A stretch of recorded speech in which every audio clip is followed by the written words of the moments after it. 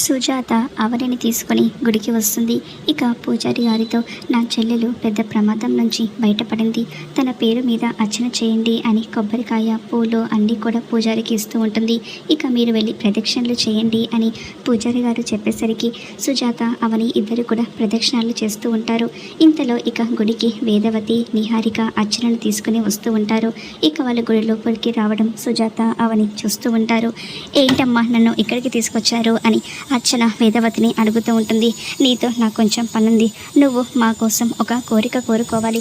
మా ఇంట్లో ఇప్పుడు ఎలాంటి పరిస్థితులు ఉన్నాయో నీకు తెలుసు కదా అని వేదవతి అర్చనతో చెప్తూ ఉంటే తెలుసు అని అర్చన అంటూ ఉంటుంది. అందుకని నువ్వు శ్రీకర్ గురించి ఒక కోరిక కోరుకోవాలి అని వేదవతి చెప్పేసరికి ఏమని కోరుకోవాలి? శ్రీకర్ సార్ అవని మేడం ఇద్దరు కూడా కలిసిపోవాలనే కదా కోరుకునేది అని అర్చన అంటూ ఉంటే కాదు అని వేదవతి అంటూ ఉంటుంది. అవని శ్రీకర్ జీవితంలో నుంచి దూరంగా వెళ్ళిపోవాలి, శ్రీకర్కి ఒక మంచి అమ్మాయితో పెళ్లి జరగాలి అని వేదవతి చెప్పేసరికి అక్షయ షాక్ అయిపోతూ ఉంటుంది. ఆ మాటలు విన్న సుజాత అవని కూడా షాక్లో ఉండిపోతారు. ఇక అర్చన రూపంలో ఉన్న అక్షయ వేదవతితో అదేంటండి మా నాన్నకు పెళ్లి జరిగితే మా అమ్మకు అన్యాయం జరిగిపోతుంది కదా అని అర్చన వేదవతి ముందు అంటుంది. అలా అనేసరికి నిహారిక వేదవతి అందరూ కూడా షాక్ అయిపోతూ ఉంటారు. మరి అర్చన వేదవతి ముందు నిజం బయట పెడుతుందా? ఏం జరుగుతుందో చూద్దాం.